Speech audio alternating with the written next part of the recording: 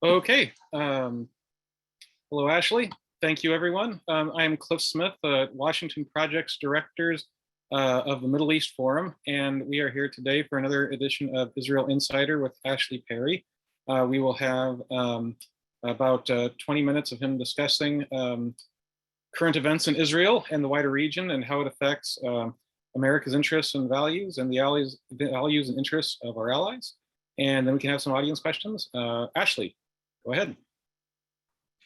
Thank you very much, Cliff. Good evening from Israel. We thought we'd take a little bit of a different direction tonight. Usually we talk very internally about Israeli politics and how they affect what's going on and the news that's coming out.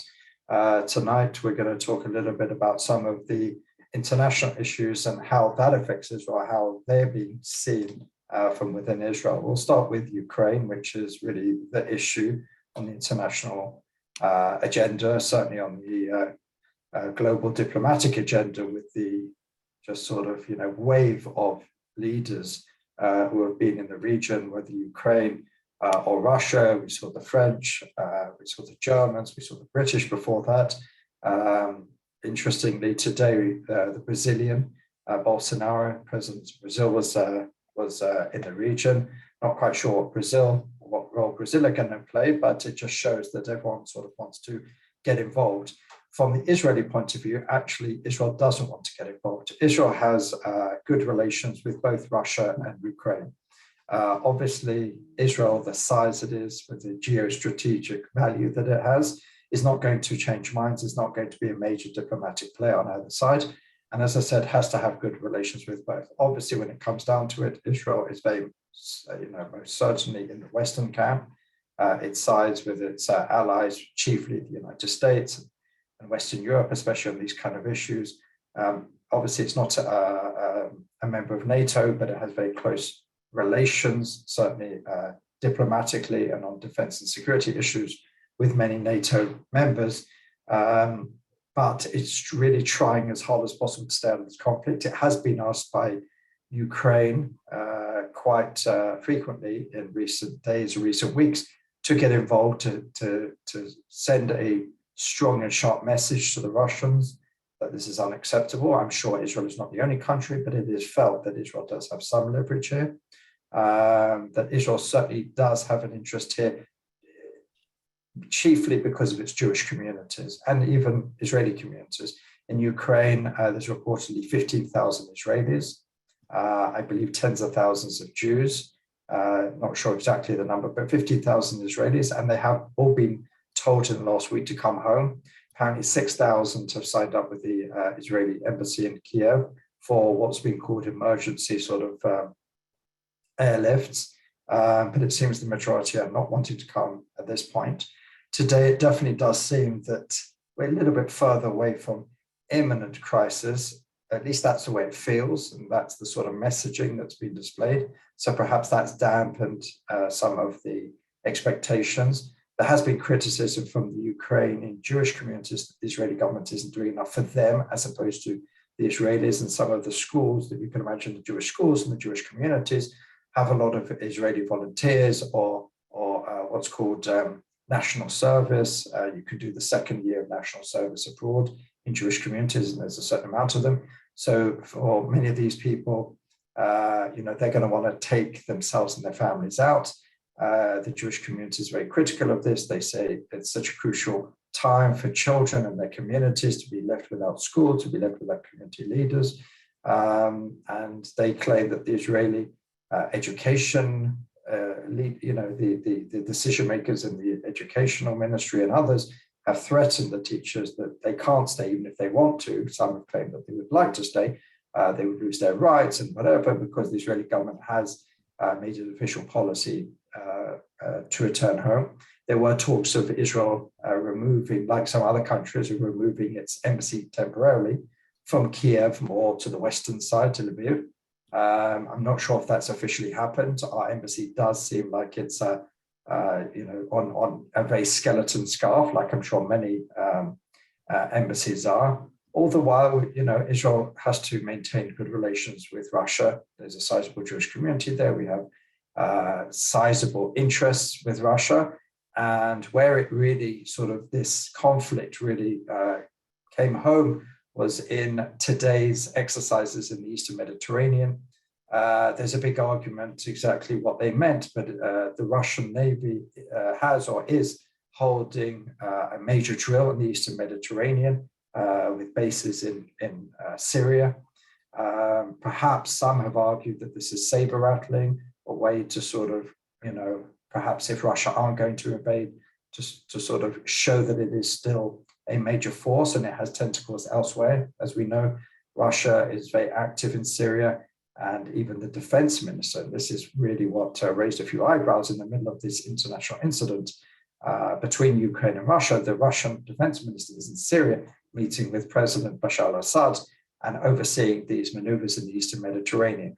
So this is something that Israel certainly is watching very carefully, because this impacts Israel far closer than anything that was happening on the Ukrainian border, because as we know, what goes on in Syria is of great interest to Israel, with Iranian elements there, with the Hezbollah elements, and what's happening in Lebanon, which moves me to the next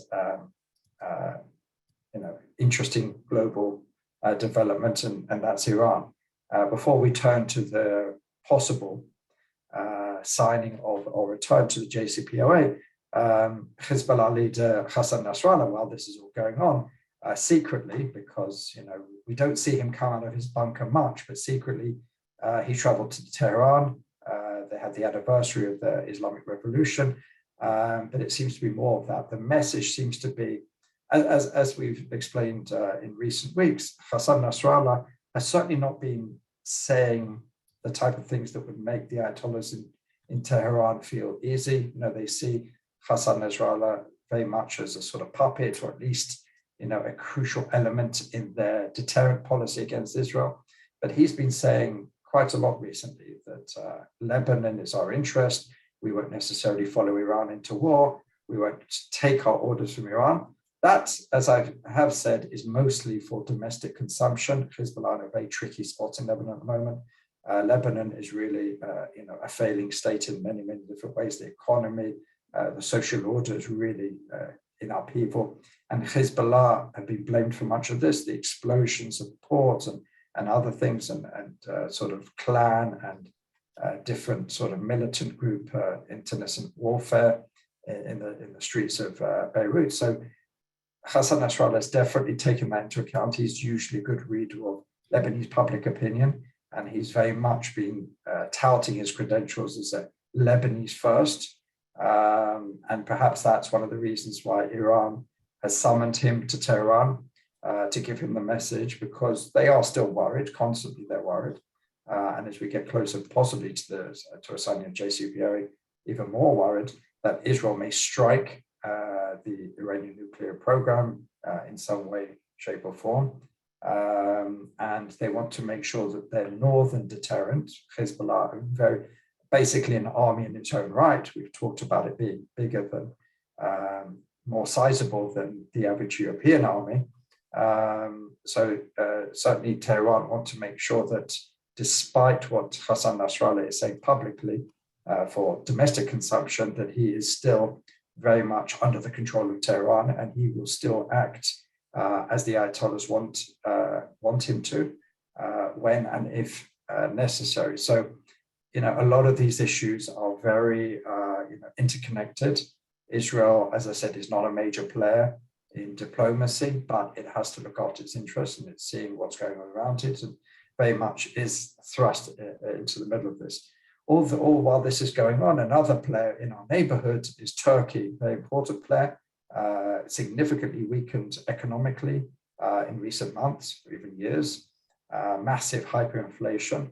And a lot of commentators are stating that perhaps this is one of the reasons why the Israeli president is being invited by Erdogan to Turkey at the beginning of March. That's quite a change about the last, I don't know how many years Israel and Turkey have downgraded relations. It's been a very cold relationship. The rhetoric that's come out of Turkey, not just from the decision makers, but also the opinion shapers, the Turkish government-controlled press and others has really been extremely antagonistic, if not more, than that towards Israel. So it seems that they do want to reset, and leading this will be this meeting in Ankara between President Erdogan and President Herzog.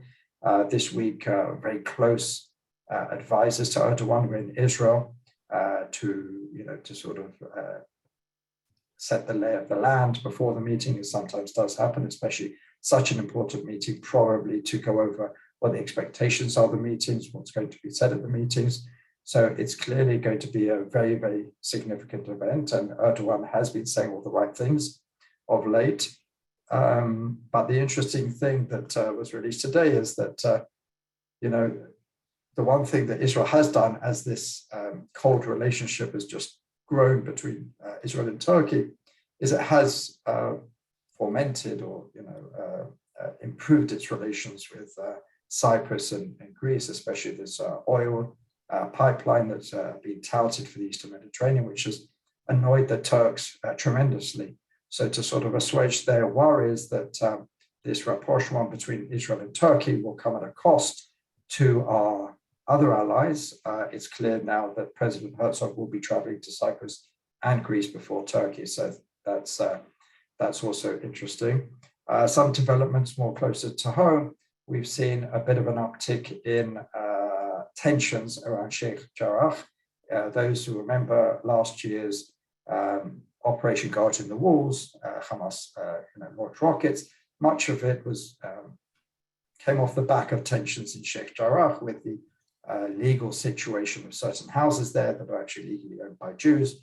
And the court system has ruled that they should be returned to Jewish hands, and there's been a lot of tensions there. And that sort of snowballed, it depends whose version you buy, whether it was just an excuse or really whether it does incite tensions or not.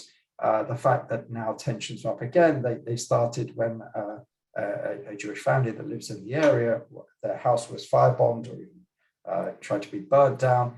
And we have Itamar Ben-Gvir of the Religious Zionist Party, probably the most extreme right of all Israeli members of Knesset, who once again returned his constituency office to Sheikh Jarrah. Obviously, it's not his real Knesset office, but you have a right as a member of Knesset to set up office in various other places. So he set up there. That caused quite a bit of rioting. Some of the Arab antagonists in the area saw this as an opportunity, and certainly tensions were raised. Even Itamar Ben-Gvir apparently fainted as he was forcibly removed by the police. And the question that some commentators are trying to grapple with is whether this will lead to another round of fighting, and if there is an interest. Hamas obviously have jumped on this and they've condemned it and they've called for a reaction, but they have stopped short of the sort of language they used last year before launching rockets at Jerusalem. They do like to use Jerusalem very much in the propaganda, but the difference is last year, they focused on the Temple Mount. It was the time of the annual flag dance. There was conflicts on the Temple Mount, so it was much easier to rally support because the Temple Mount isn't a burning issue for Palestinians, especially Islamist groups in Gaza and even in Judea and Samaria. It's doubtful whether Sheikh Jarrah has that sort of cachet as the Temple Mount. So at the moment, we're not seeing too much reaction on the ground from the major terrorist organizations. We are seeing individual or even mass demonstrations, and anything could happen. All it takes is one little spark to have things spiral out of control, especially in Jerusalem. But it doesn't seem at the moment that either side have an interest in making this anything more than it is. So we'll have to wait and see. Finally, quickly, the coalition, it's having problems. We've spoken about this a lot recently, not necessarily problems that are going to lead to its disintegration, but the ramifications that were mentioned a few weeks back when there was all these negotiations over the citizenship law that we talked about. Ayelet Shaked, who was Interior Minister, was trying to pass a law that would end the sort of so-called family reunification. Well, Ram are starting to bite back the Islamist party in the coalition, and they have decided today, and I believe even on Monday, that they're not going to vote with the coalition on coalition laws. They are going to vote with the coalition to thwart opposition laws, and they did so today.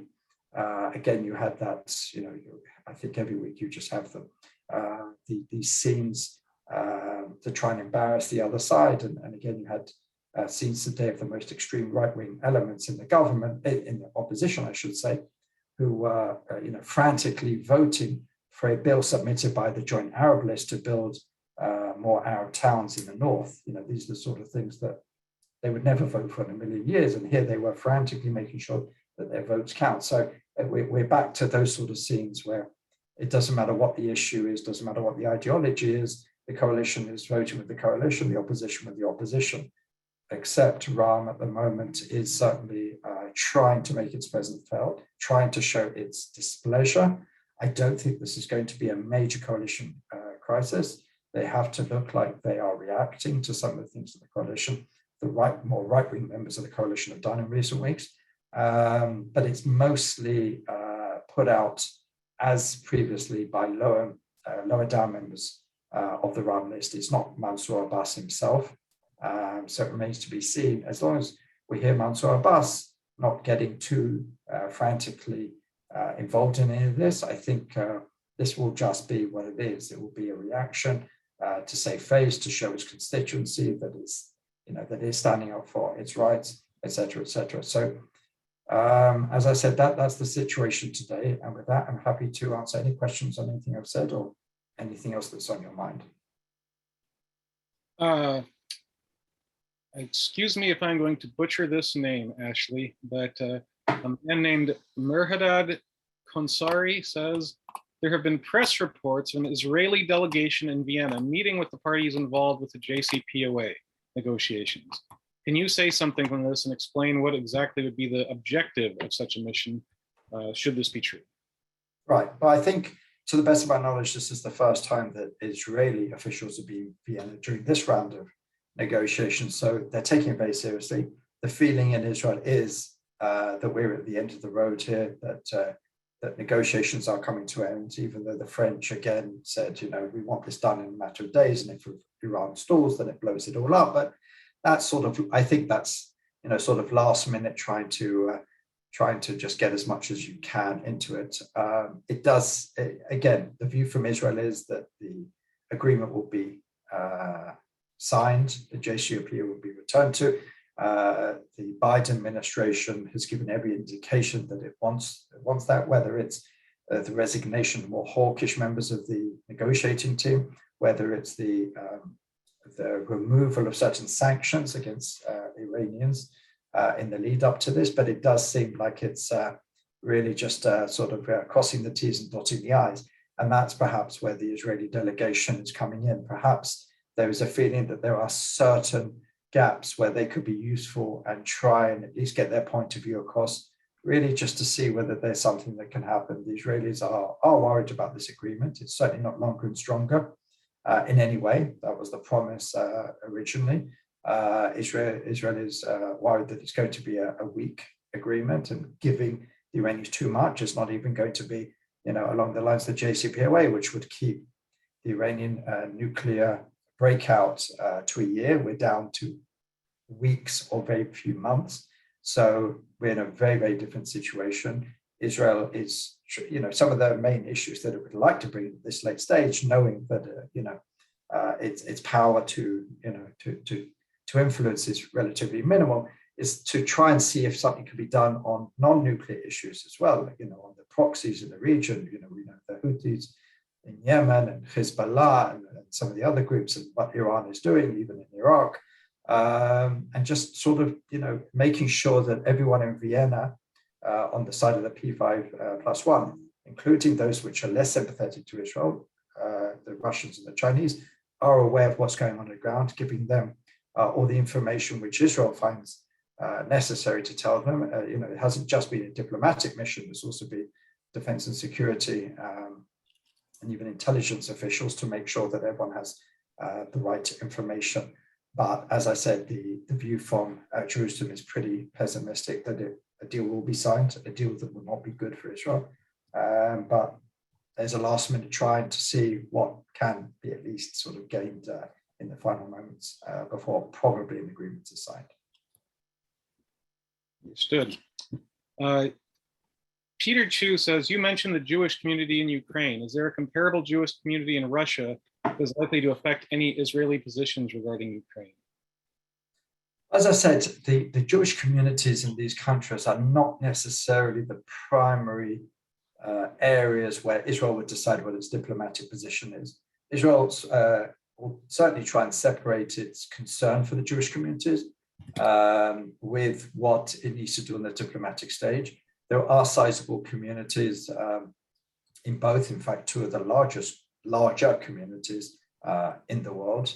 And don't forget, in Israel has many citizens of Ukrainian Russian background. So that obviously plays into it as well. Many of them who still have families remaining. So that may play into it, but it certainly will not be the primary thinking of Israeli diplomats when it decides its policy, other than to try and do as much as they can to aid and assist them. There has been talk even today. I saw that the Ministry of Immigrant Absorption has actually has put out a possible program to invite members of the Jewish community in the Ukraine to come to Israel for a couple of weeks or a month holiday if hostilities should emerge at the cost of the state. So it is trying to do as much as possible. At the end of the day, we have to remember in diplomacy, these are not Israeli citizens. Obviously, here I'm talking about the members of the Jewish community, not Israeli citizens themselves.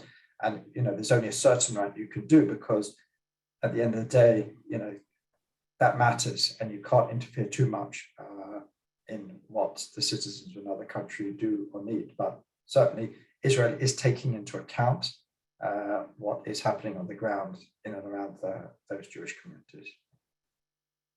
An anonymous attendee says that there is a report that the U.S. has scuttled the natural gas pipeline that Israel, Greece, and Cyprus have agreed upon. Could there possibly be another source of funding for this project to avoid ameliorating the Erdogan and Turkey?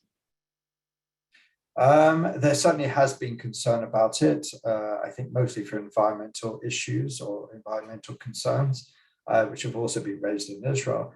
It remains to be seen what effect that will have. Obviously, American backing or antagonism towards a project of that size will certainly have an effect on it, but it's not dead yet.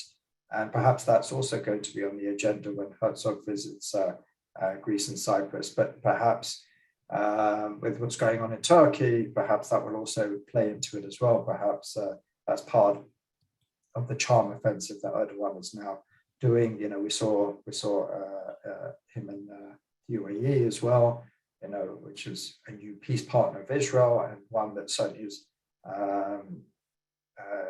cautious, to put it mildly, towards Turkey in recent years. So part of this charm offensive may have to do with that. I don't think it does. That's my particular view. But I don't think the pipeline deal is dead and buried just because of what America says, but it certainly makes it more difficult. So, we'll see what happens with that. Just looking through. If Nord Stream 2 is shut down, what role can Israel play in supplying gas to Germany instead of Russia? Not much. Israel is not the alternative. There are other alternatives touted out there through Europe or through other ways, but Israel doesn't have. Israel can certainly assist, but as you said, it's not. The program is nowhere near ready, so it's not going to be an immediate alternative, and it's certainly not going to be an alternative to the needs of Europe if there should be a problem with the threat, even though it's never really been used by the Europeans, but the threat remains of shutting the pipelines from Russia. But Russia kind of knows that Europe doesn't want that to happen, because it would be more of a problem for Europe, or just as much of a problem for Europe as it is for Russia. But certainly Israel is not going to step in and be an adequate replacement for European needs instead of Russia. Do you think I have heard talk about Qatar potentially working to replace Russian gas in the eventuality the pipeline was shut down. Does that have implications for Israel? I haven't heard that. Qatar are not necessarily one of those countries. Obviously, we don't have relations with them, and Qatar are more in the Iranian camp than the rest of the sort of more pragmatic Sunni world. Certainly, Israel wouldn't look kindly on that because of its malign influence in the region. As we know, Qatar have relations with Hamas, as well as the Iranian elements. So certainly, any growing influence by Qatar in the region certainly wouldn't be good for Israel or its newfound allies. Some Shabbat spokesmen have suggested that Israel is not prepared to help any Jews who may be stuck in Ukraine since they are not really interested in Aliyah. Any truth to this? This is from David Levine. Well, I think that just returns to the point I made before. Israel is limited. Israel is the Jewish state. Israel does provide citizenship for Jews around the world. And any Jew who wants to come to Israel from Ukraine, Russia, America, or anywhere else is able to acquire citizenship. But until it does so, it's in a sort of precarious situation because it can't actively be seen as assisting Jews, or let's just say citizens of foreign countries. It has to be very, very careful here. It can be seen to assist them, aiding them, and it's doing what it can to a certain extent. Much of it, they're sort of giving over to private or non-profit Jewish organizations. Many of them are stepping in and trying to help as much as possible. But I think it's a little bit unfair to expect, a foreign state to do too much, because although, again, Israel does see itself very much as the nation state of the Jewish people, and it does provide a shelter for any Jew who needs it. But until these people become citizens, Israel's hands are diplomatically tied to a certain extent. But Israel is trying to do as much as possible. They have various things that they can do when a community is quote unquote in danger. And the foreign ministry, the diaspora ministry, the Aliyah and the immigrant absorption ministry, they are trying to do as much as possible. As I said, with that caveat that diplomatically, there's only a certain amount you can do. Last question, I think, is from, and I might butcher this name as well, Jose Enrique Montecaro Cama. It might not be the full last name, it actually trails off.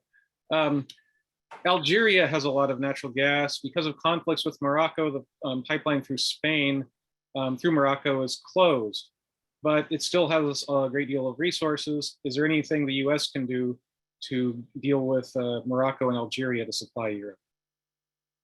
Well, that's pretty far outside my own expertise in sort of North African geopolitics, but it is it's a long-standing dispute between Algeria and Morocco.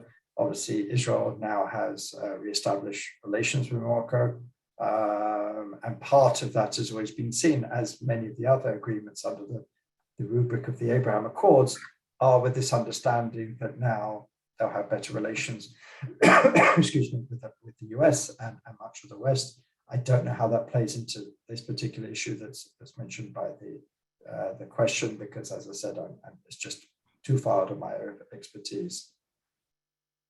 And thank you very much for your time here, Ashley. Thanks for all joining us. We come back next week for more. You can also join me and Professor Robert Kaufman to discuss conservative and liberal approaches to Middle East politics this Friday. And just in general, keep an eye on your mailbox and our website for more webinars. Thank you again for joining us. And again, thank you very much, Ashley. Thank you.